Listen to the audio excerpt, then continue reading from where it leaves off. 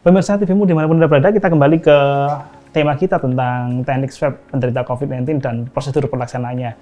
Baik, Dr. Rizky dan Mbak Ari, tadi kita sudah sampai di pengambilan swab untuk orang tua, lansia, dan anak. Di antara ketiga klasifikasi umur ini, mana yang paling sulit sebenarnya, Pak Rizky? Untuk anak-anak ya, paling jelas ya. Paling sulit karena ya anak-anak ada ukurannya berbagai macam, dari yang kecil sekali, ada yang gendut sekali, ya. Dan semuanya itu memiliki satu kesamaan ya. Jadi kalau sudah takut ya sudah, dia tidak akan menuruti perintah apa yang akan dikatakan oleh dokter. Ya. Kalau dinilai yang paling mudah di klasifikasi umur yang mana? Kalau paling mudah ya usia dewasa. Dewasa ya. Dewasa. Lebih kooperatif gitu ya, memahami ya. Baik, nah ini terkait dengan COVID swab dan rapid tadi. Rapid sempat tadi Mbak Ari menyampaikan di beberapa tempat saya kira memang warga banyak yang kemudian pengen untuk melakukan uji rapid test ya, Mbak Ari ya. Iya. Ini memang cenderungnya semakin tinggi ya? Untuk volumenya saat ini semakin tinggi. Jadi keinginan masyarakat untuk tek rapidnya itu dan saya kira ini merata ya di seluruh Indonesia ya. Iya. Sekaligus untuk menguji tadi ya. Tapi mungkin yang perlu diperhatikan yaitu pemahaman masyarakat ya. Ada juga masyarakat itu kalau sudah mendapatkan hasil, kalau di kita menyebutnya reaktif dan non-reaktif. Kalau menyebut non-reaktif, mereka itu pemahamannya benar-benar mereka itu dalam kondisi terbebas dari virus COVID. Padahal itu belum tentu ya dok ya. Ya. Jadi untuk pemeriksaan rapid sendiri, untuk reagennya, bahannya itu ada sensitivitasnya dan juga ada spesifitasnya. Jadi kemampuan dari alat tersebut untuk mendeteksi di mana kalau misalnya positif benar-benar positif, kalau negatif benar-benar negatif. Nah, dengan sensitivitas dan spesifitas yang 100% itu hanya didapatkan di RT-PCR, bukan di rapid. Bukan di rapid. Artinya rapid ini sebenarnya hanya mengidentifikasi untuk menjaga, awal. Iya, untuk menjaga diri sendiri. Ya. Oke, ya, jadi tidak boleh untuk diagnosis. Rapid tadi kan dua ya, satu tadi Mbak Ari menyampaikan sensitivitasnya dan spesifitasnya. Bukan, tadi yang satu adalah yang dianggap masyarakat saya terbebas tadi.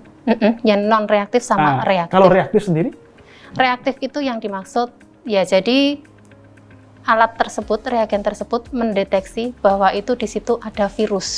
Ya, tapi virus yang terdeteksi di rapid itu belum tentu virus Corona. Ya, bisa jadi virus lain yang terdeteksi di alatnya itu sebagai virus COVID. Ya, makanya untuk kalau kita mendapatkan hasil yang reaktif itu langsung kita konfirmasi dengan pemeriksaan swab istilahnya yang dengan metode RT-PCR-nya itu. Kemudian ya, untuk yang non reaktif sendiri belum tentu itu negatif.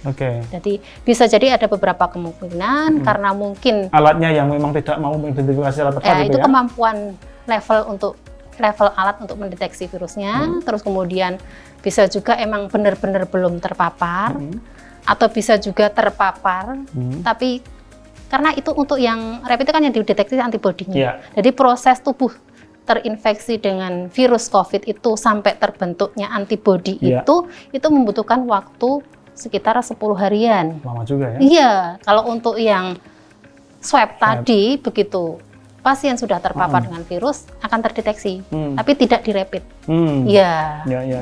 Jadi kalau untuk pemeriksaan rapid yang hasilnya non reaktif, itu nanti perlu pengulangan untuk pemeriksaan yang kedua.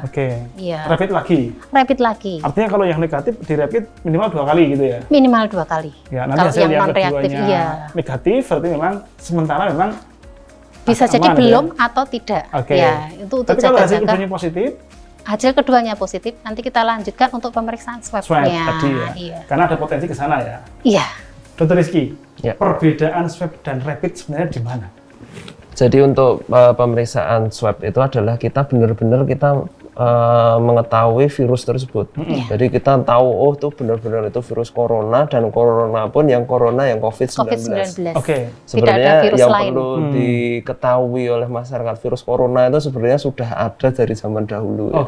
Ya, cuman yang geger sekarang adalah COVID-19.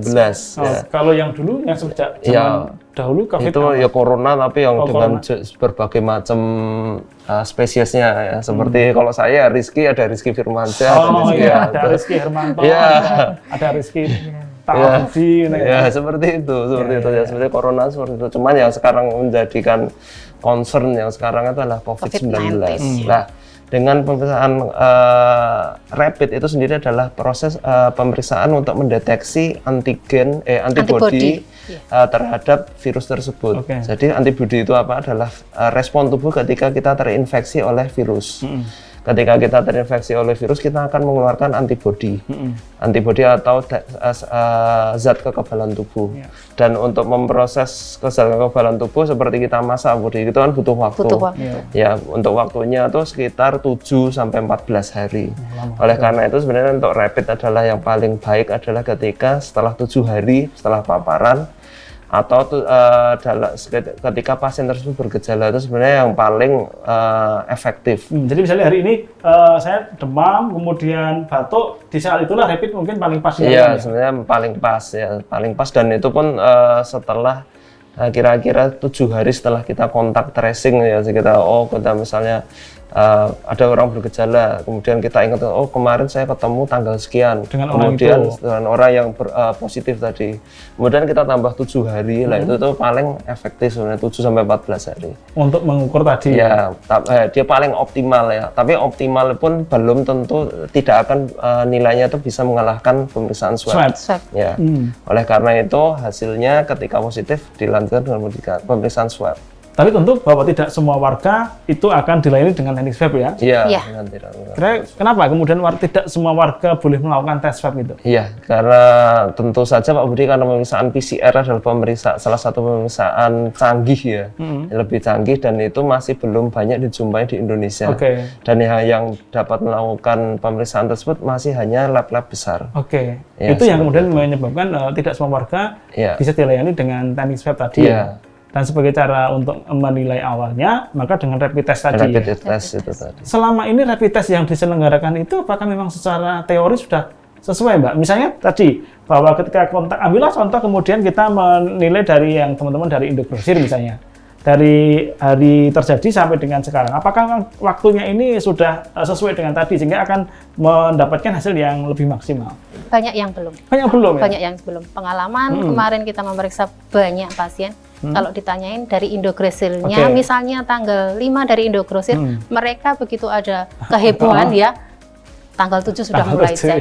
Jelas di situ tanggal 7 belum mulai terbentuknya antibodi. Makanya di situ nanti kalau hasilnya non reaktif akan kita sarankan untuk pemeriksaan ulang yang kedua. Kurang lebihnya 10 hari. Kalau misalnya pemeriksaan keduanya negatif, maka sarannya apa? Sarannya tetap untuk kondisi pandemi saat ini, physical distancing, ya kemudian pola hidup, stay at home, pola hidup yang bersih. Kalau positif baru kemudian tes swab ya? Tes swab. Untuk merujuk ke tes swab ini apakah memang ada persyaratan khusus, Mbak Ari, selama ini? Kalau untuk kita yang melakukan tes swab itu, kalau dari hasil reaktif, otomatis langsung kita swab. Pasien kita ambil pakai swabnya. Ya. Terus kemudian kondisi pasien-pasien yang mungkin sudah mengarahnya ke PDP, itu juga langsung kita swab. Terus kemudian untuk pasien yang kontak, orang yang kontak dengan pasien yang positif, itu juga kita melakukannya swab. Swab ya? Jadi kira-kira kemudian kalau rapid test tadi itu misalnya pertama negatif, kedua positif, maka kemudian lanjut swab. Itu baru kemudian nanti mekanismenya memang sudah bersesuaian ya. Karena kalau kemudian semua warga melakukan tes swab, wah itu luar biasa itu ya. Tidak mampu ya dok ya? Tidak mampu. Satu keterbatasan reagen juga. Dokter Rizky, satu pasien untuk dilakukan swab itu butuh berapa lama? Ya sebenarnya untuk proses pengambilan sampelnya hanya cepat Pak Budi, hanya sekitar 10 menit. Cuman kendalanya mungkin waktu itu adalah ketika kita mentransportkan hasil tadi ya? Hasil swab tadi, sampelnya, bahannya, sampelnya tadi ya. Sampelnya itu kita kirim ke lab besar tadi, itu kan juga butuh waktu. Kemudian karena itu banyak ngirimnya pakai paket atau diantar? Dengan menggunakan namanya viral transport medium, VTM atau ya dengan VTM itu sendiri ya dengan cairan khusus ya, dengan cairan hangs, kemudian dia harus dengan kontainer 3 lapis dengan suhu maksimum hanya 8 derajat. 4 ya, 4 atau 8 maksimumnya 8 derajat, optimumnya 4 derajat. Iya, 4 sampai 8 derajat. Jadi memang kondisi suhu harus terpenuhi, kondisi transporter kontainernya juga harus terpenuhi. Belum nanti antri di lab besarnya Di lab pemeriksaan. Di Di lab Jogja pemeriksaan. apa di Jakarta kalau seperti itu misalnya? Di Sekarang Yogyakarta. sudah di Jogja. Sudah. Ya. Baik, kita nanti bahas lebih detailnya lagi bagaimana kemudian mentransportasikan swab ini atau sampel swab ini. Kita akan kembali selepas yang satu ini.